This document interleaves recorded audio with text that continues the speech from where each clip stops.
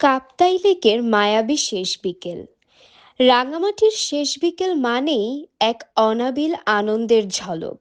সূর্য যখন পাহাড়ের আড়ালে হেলতে শুরু করে, কাপ্তাই লেকের বিশাল জলরাশি তখন ধারণ করে এক অনন্য রূপ।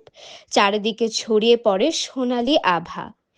আকাশের লাল নীল আভা যখন লেকের স্থির পানিতে মেশে, পুরো এলাকা এক মায়াবী রূপ নেয়। পাহাড়ের বুক চিরে বয়ে চলা স্বচ্ছ নীল পানি যেন শিল্পীর আঁকা এক ক্যানভাস। দূরে পাহাড়ের গায়ে সবুজের মাখামাখি, লেকের মাঝখানে ভেসে বেড়ানো আর বাতাসের সেই শীতল পরশ এক অদ্ভুত প্রশান্তি।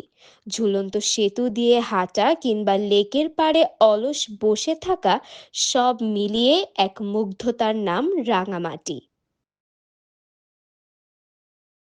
ধীরে ধীরে গোধূলি ফুরিয়ে আসে, অন্ধকার নামতে শুরু করে। লেকের ধারের ছোট ছোট ঘরে আলো জ্বলে ওঠে। দূর থেকে দেখে মনে হয় আকাশের তারাগুলো যেন মাটির বুকে নেমে এসেছে। কাপ্তাই লেকের এই শেষ বিকেল আপনার মনে এক গভীর প্রশান্তি রেখে যাবে চিরকাল। দক্ষিণ এশিয়ার বৃহত্তম এই কৃত্রিম হ্রদের জন্ম হয়েছিল ১৯৫৬ সালে, জলবিদ্যুৎ উৎপাদনের লক্ষ্যে। কর্ণফুলী নদীর ওপর কাপ্তাই বাঁধ দেওয়া হয়। ১৯৬২ সালে শেষ হয় এর নির্মাণ কাজ। কিন্তু এই লেকের সৃষ্টির পেছনে লুকিয়ে আছে এক বিষাদময় ইতিহাস। প্রায় ২৫৬ বর্গমাইল এলাকা প্লাবিত হয়েছিল তখন।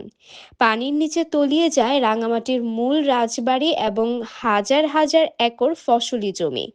ভিটেমাটি হারিয়েছিলেন প্রায় ১ লাখ মানুষ।